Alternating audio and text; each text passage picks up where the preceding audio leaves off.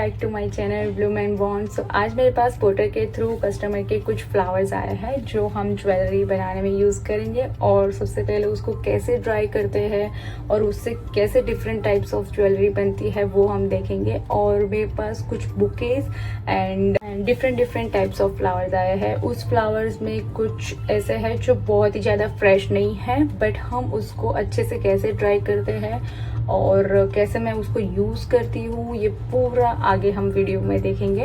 And yes, let's see ये flower कैसे है। मैं सबसे पहले आपको फ्लावर दिखाऊंगी।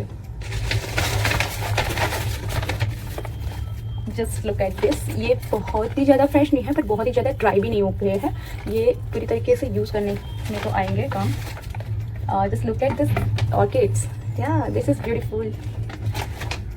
या दिस इज़ ब्यूटीफुल।